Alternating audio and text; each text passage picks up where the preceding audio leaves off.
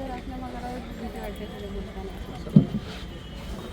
मी आता पण बोला मी काय म्हणते आता त्याला सगळं झालीच पाहिजे तर सोडण्यामध्ये अर्थच नाहीये आणि सोडलं आता सोडलं तर पुढे आम्हाला भीती आहे आमची पोरं पण आम्हाला भीती नाही कारण याच्या त्याच्या किती अशा केसेस आम्ही लेडीज लोक एकट्या एकट्या घरी जाणार आहे. अख्खं घर सर त्यांचं कसं आहे आम्हाला सगळ्यांना ना कोणी रहिवाशी असल्यामुळे आम्हाला खूप असं वेळा करतात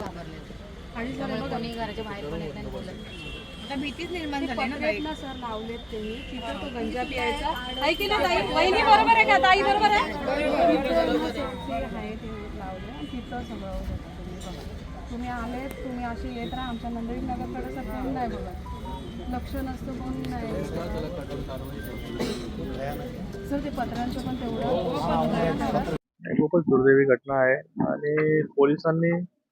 आरोपीला पकडलेला आहे बुलढाण्यातून आणि त्या आरोपीवरती कठोर अशी कारवाई ज्या काही कलम आहेत ते कलम त्याच्यावरती लावले जातील आणि कठोरातली कठोर कारवाई त्याला फाशी कशी होईल त्याच्यासाठी सरकारच्या बाजूने पूर्णपणे ताकदीने प्रयत्न जे आहे कोर्टामध्ये केले जातील आणि त्याला नक्कीच फाशी होईल. कल्याणमध्ये अनेकांनी दाखल आहेत आणि दरवेळेस तो कुठून येतो आणि अशा प्रकारचा मी आता ऐकलं बेलवरती तो बाहेर होता मेंटल इलनेस त्याला वगैरे काहीतरी सर्टिफिकेट या सगळ्या गोष्टींवरती आता चौकशी जी आहे पोलिसांची सुरू आहे. एवढंच मी सांगू शकतो की सरकारकडून पूर्ण प्रयत्न जे आहेत त्या गुन्हेगाराला अशा गुन्हेगाराला ज्याने असं कृत्य केलं त्याला फाशीची शिक्षा कशी होईल याच्यासाठी पूर्ण प्रयत्न जे आहेत आणि 100% फाशीची शिक्षा त्याला होईल.